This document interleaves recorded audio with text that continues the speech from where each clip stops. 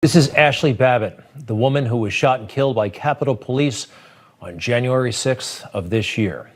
The mainstream media would like us to forget about her, forget about what happened, forget the fact that she was unarmed when Capitol Police opened fire.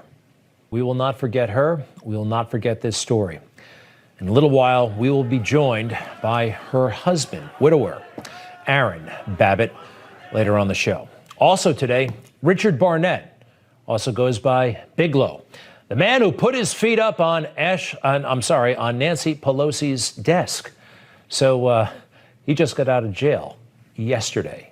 He's been in captivity for almost 4 months, and now he's awaiting trial. He'll be joining us as well. In the meantime, let's go over a little bit. I thought it was a real dud. Did you watch it? Did you make it through? State of the Union, or I guess it's technically an address to the joint session, because he hasn't been president for all that long. Here he comes in. They were really conspicuous about that social distancing. What jumped out at me almost right away, what he did not talk about. We have no southern border, essentially. We have no idea how many people are in the country. He did not talk about the border crisis. Also, kids missing school. They're now entering their second year of this ludicrous situation, and no mention of that. He did talk a lot about handing out money, and my wife actually pointed out that it reminded her of something she heard in college. Let's put up the quote from the great economist Milton Friedman. When you start paying people to be poor, you wind up with an awful lot of poor people. Is that what could be happening here? Stay tuned. Also, this got me, and it really jumped out, how we so mischaracterized American history. 100 days since I took the oath of office and lifted my hand off our family Bible and inherited a nation, we all did, that was in crisis. The worst pandemic in a century, the worst economic crisis since the Great Depression, the worst attack on our democracy since the Civil War. Right there. The worst attack on our democracy since the Civil War. He's talking about January 6th. You know, as a New Yorker, as somebody who was here on 9/11, as somebody who was at ground zero on 9/11, I find that hugely offensive. And I think he's lying for political purposes. September 11th, 2001, just a couple of blocks from World Trade Center 7, just before it came down. Joe engaged in a great deal of his typical deception and non sequiturs. And listen to this. 12 years is no longer enough today to compete with the rest of the world in the 21st century. That's why my American Families Plan guarantees 4 additional years of public education for every person in America, starting as early as we can. Am I nitpicking? But 12 years is not enough, but it is enough for one of those environmental jobs that he's bragging about. And then there was this. Joe thinks that those sitting in the room, senators, cabinet members, members of the House, that's the country? Our Constitution opens with the words, as trite as it sounds, we the people. Well, it's time to remember that we the people are the government, you and I. Not some force in a distant capital, not some powerful force that we have no control over. It's us. It's we the people. We the people are the government. I think that is kind of odd. That's not what most of us think of when we think we the people. It's us, Joe, not people in the government. So when he was making this speech, I thought back to the good old days when Joe was just an amiable guy from a nowhere state, sorry, Delaware, listening to the president give the big speech. You know, he's been in that room since the early 1970s, listening. What other lessons was he learning about politics back then? It was different when Joe first started. Politics, kind of hardball, even more so than today. People in power often use the instruments of government to get back at their political enemies. I love Richard Nixon, but he was kind of famous for that. Then I thought about Rudy Giuliani. Rudy Giuliani, who worked for Donald Trump, is now being persecuted by the federal government. His house was searched yesterday. His office was searched yesterday. Here's the press camped out in front of his apartment. I think they're trying to do to him what they have done to so many people who have associated with President Trump criminalized them. Joseph Stalin said, "Show me the man, I'll show you the crime." Take a look at this. The government, they've tried to smear anybody who's associated with Donald Trump. And they try to get him in trouble for all kinds of things that have nothing to do, often, with Donald Trump. And that brings me back to Rudy Giuliani. You think Joe Biden and the DOJ, which we know can be very, very political, might they be thinking about him, trying to get him after he said stuff like this? Biden has changed his principles so often, he no longer has any principles. He's a Trojan horse with Bernie, AOC, Pelosi, Black Lives Matter, and his party's entire left wing, just waiting to execute their pro-criminal, anti-police, socialist policies.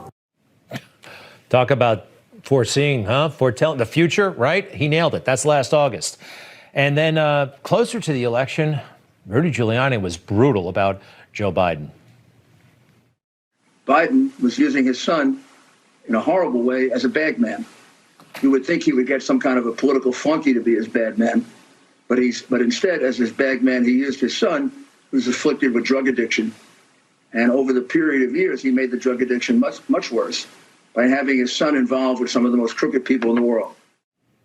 Now, do you think Donald Trump knew or cared who Joe Biden's lawyer was during the campaign? Probably not. But Joe Biden knew everything about Rudy Giuliani and what he was saying. 5 former heads of the CIA, both parties, say what he's saying is a bunch of garbage.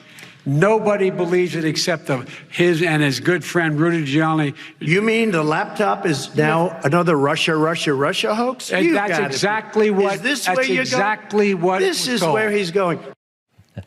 Rudy Giuliani, Mr. President, Mr. Vice President. Then, what did Rudy Giuliani do?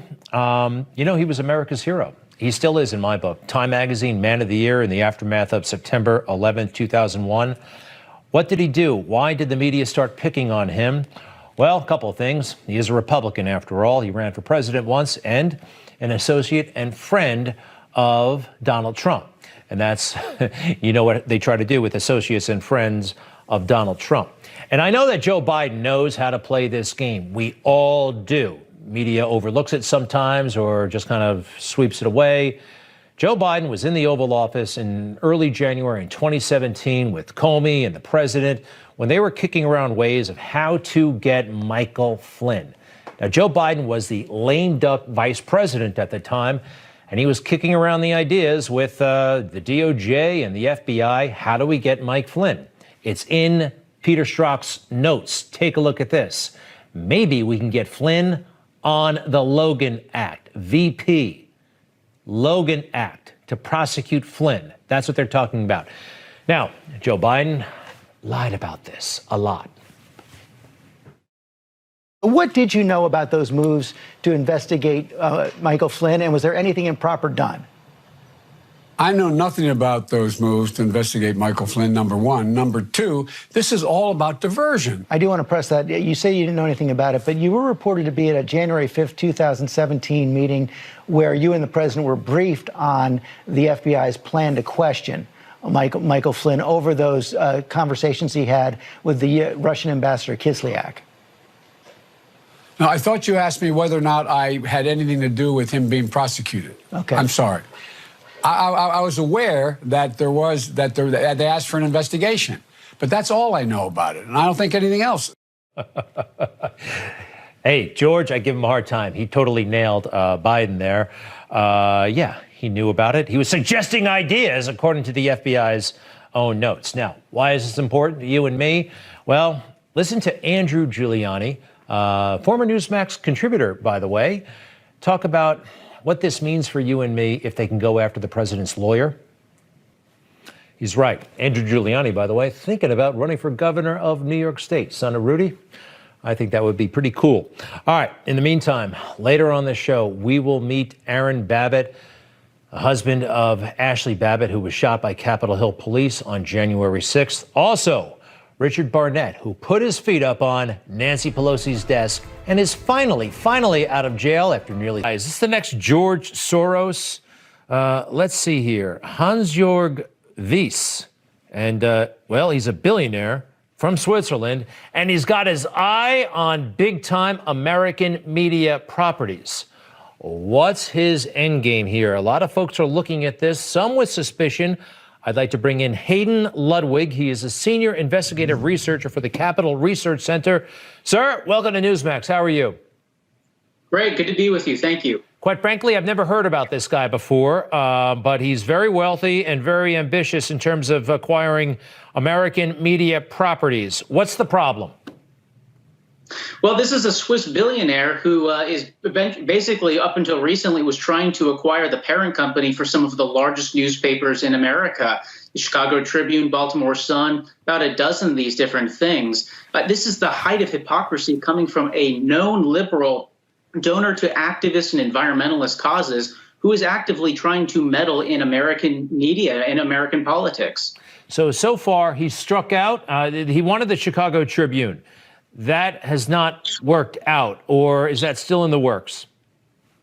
To my knowledge, he's canceled out of it, but his bigger legacy still stands about his connections to left-wing dark money through his foundation that's located in the United States, the Wyss Foundation.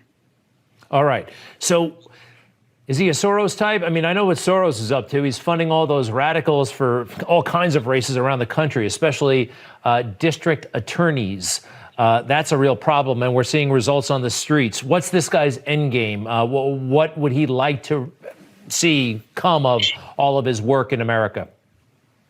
Well, Hans-Jörg Wyss is the most important mega donor that you've never heard of, and he likes to keep it that way. He doesn't really enjoy the limelight, unlike George Soros, but he's really well regarded on the professional activist left that I study. And the reason why is because his multi-billion-dollar Wyss Foundation has given hundreds of millions of dollars to professional activist groups over the years, like the Sierra Club and the Environmental Defense Fund. And groups like this are basically trying to reshape America with things like the Green New Deal. But he's also tied to massive multi-billion-dollar dark money networks that are trying to reshape America's courts, pushing things like court packing, pushing things like trying to derail the confirmations of Brett Kavanaugh in 2018 and Amy Coney Barrett in 2019. So this is a guy who's got his roots deep in the United States politics, but his billions are basically untouched by the United States because he's a Swiss billionaire. He's not an American citizen. Hey, by the way, can you take us through dark money? I know about the dark web. Dark money, what is it? Well, dark money is a liberal term and basically describes spending that the left doesn't like, free speech that it wants to shut down.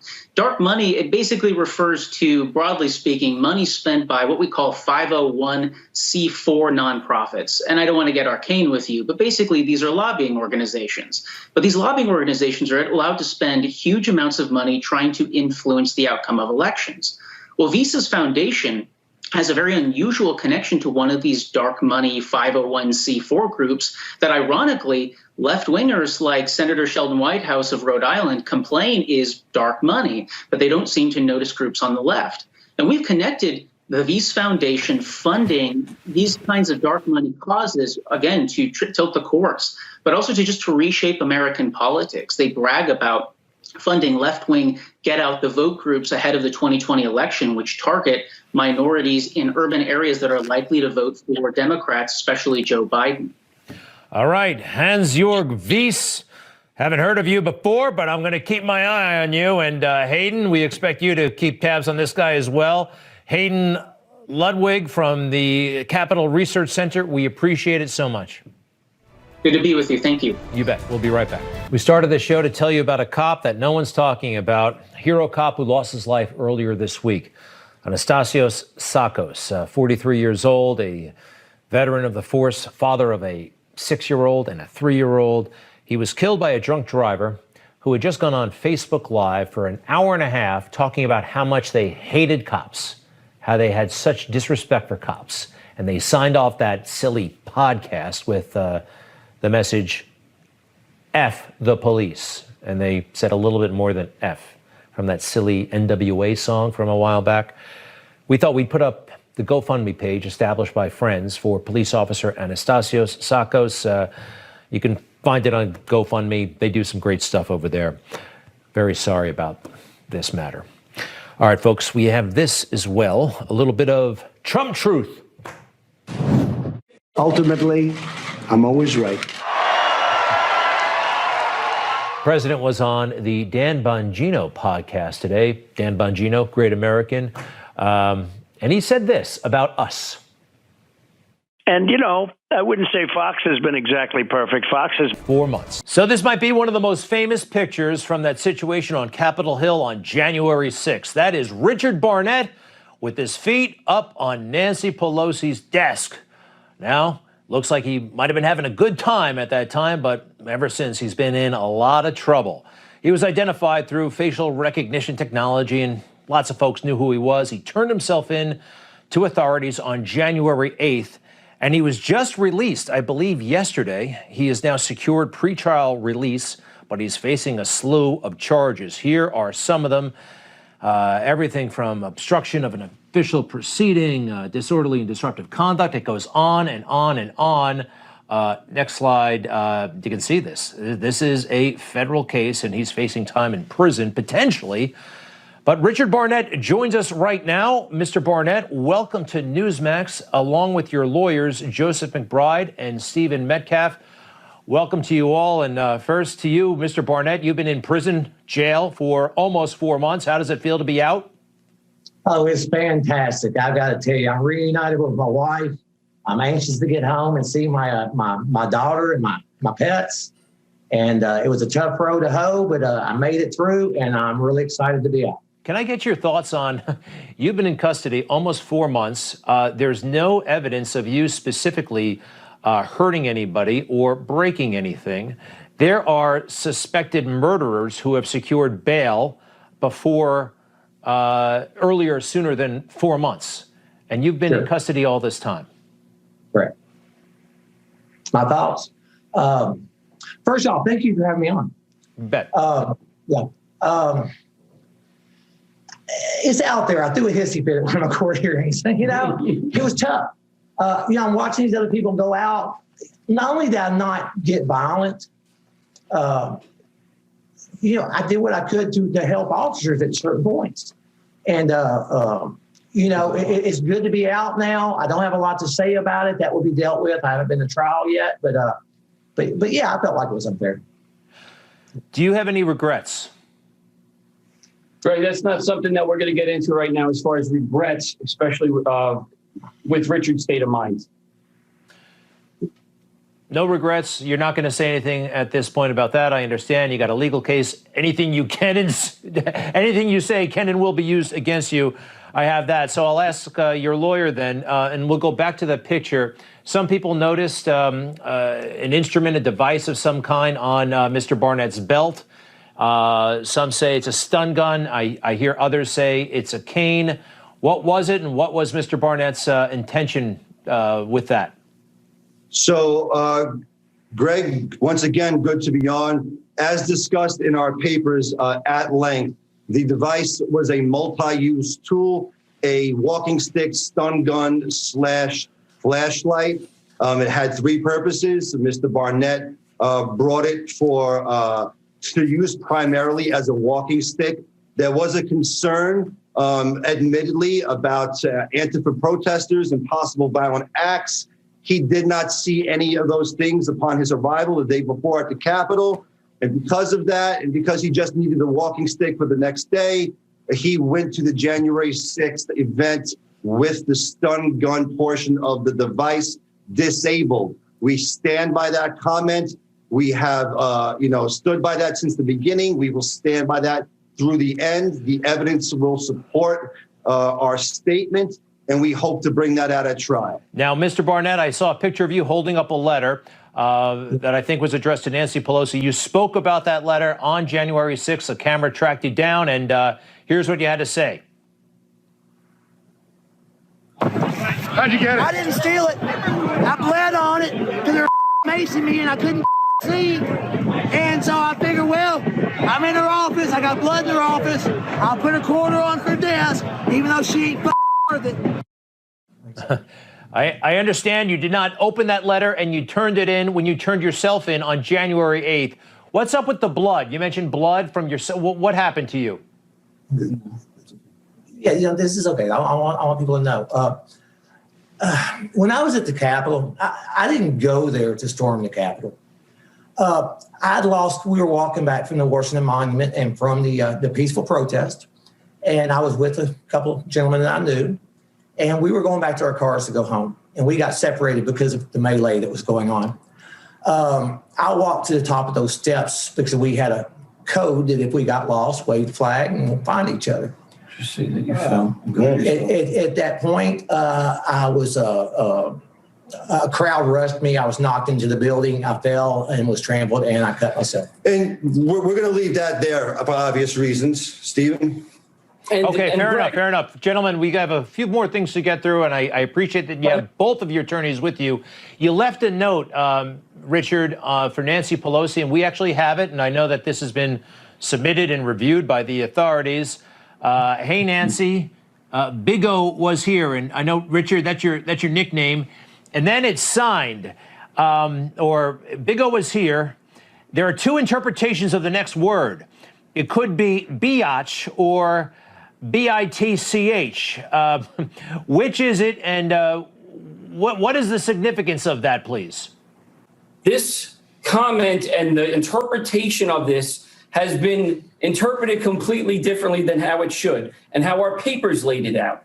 The government used this as an exhibit and as their first focal point in trying to show that Richard was dangerous. We simply pointed out, as Joseph and I do in our cases, we pointed out that there was a misrepresentation on how that was specifically quoted. And we are going to continue to do that throughout the entire course of this case, no matter how minute that point is. Okay, And I understand. The government said, I'm just going to say the word bitch, that he wrote bitch, B-I-T-C-H, and he actually wrote biatch, which would be less inflammatory, perhaps a little bit nicer, more slang, not as vulgar. And that's interesting. Some people are laughing at it. I think it's a valid point.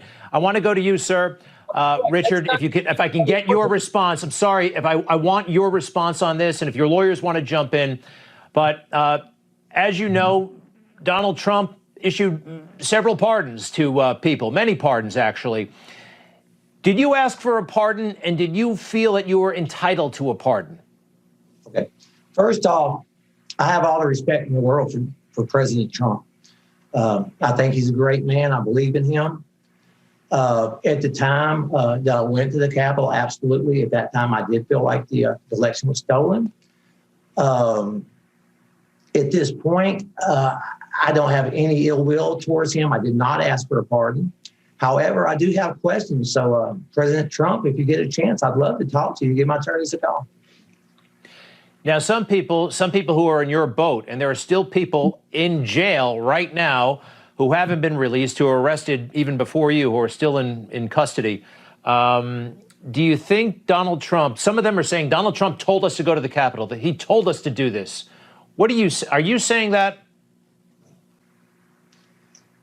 Greg, at this time, the statements have been clear and on camera. Donald Trump did say, hey, let's go down to the Capitol. We'll come with you. And no, we are not saying, and it's not our position, that Donald Trump said invade the Capitol or do any harmful things or to the Capitol or the property. So that is not a position that we're going to be setting forth.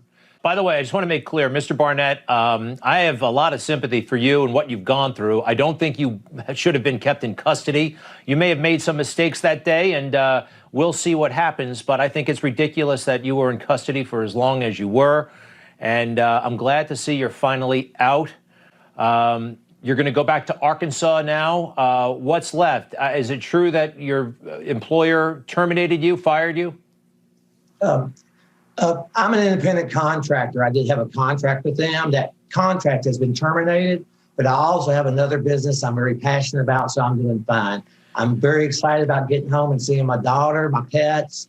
Look, I'm an everyday guy just like the rest of you. You know, there's been a lot said about me here by people that don't even know me making accusations. But I'm excited to go home. We'll hopefully continue this conversation later. And Greg, thank you so much for giving me a chance to be on your program and talk to you. You bet, sir. Thank you, gentlemen. Take care now, and I'll be right back. The fake news just doesn't get it, do they? All right, here's something. The fake news did not show us visually everything we needed to see. I really don't like the way he conducted the debate last fall. He seemed to be protecting Joe Biden and doing everything he could to hurt Donald Trump. He did a great job in 2016, but not so in 2020. Anyway, his show, Fox News Sunday, has been on the air for 25 years, and they won't shut up about it. And this show marks 25 years of history-making interviews. For the past 25 years, we've been asking the key players from D.C. and beyond how their policies and actions shape our lives. And throughout the hour, a look back at some of the biggest moments of our 25 years here on Fox News Sunday, as Fox News Sunday celebrates 25 years. You don't want to miss the highlights from the past 25 years on Fox News Sunday. It has been quite a ride. All right, so it's all about Chris. Are you getting that?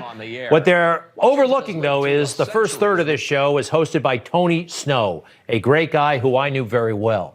Tony went on to become press secretary to George W. Bush. Sadly, he died of cancer in 2008. So, again, he started Fox News Sunday.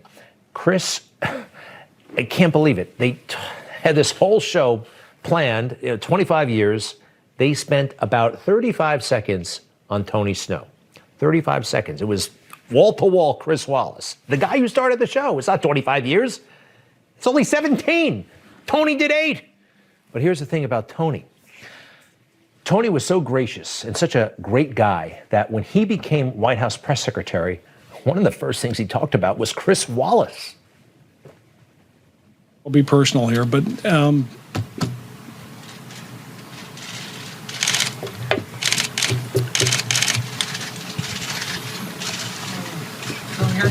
No, just having gone through this last year, and I said this to Chris Wallace, was the best thing that ever happened to me.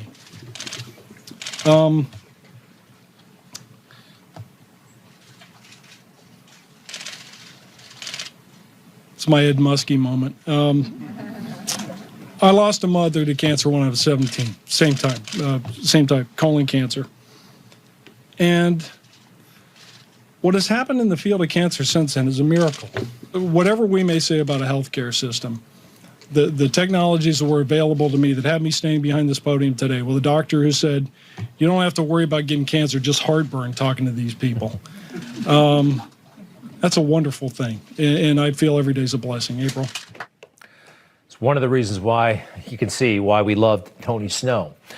Talking about Chris, and as he talked about cancer, he'd beaten it, but unfortunately, later he would succumb to it. So that was his first briefing. And something special and, quite frankly, typical Tony, at his last press briefing, he thanked conservatively about 30 people, including some folks at his old show, Fox News Sunday.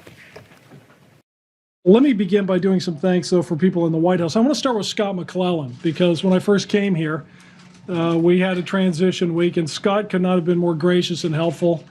And simply in learning the difference between a gaggle and a briefing, the first gaggle, as you may recall, occasioned a little discomfort. I still remember Ann out in the hall saying, I can't hear anything you're doing.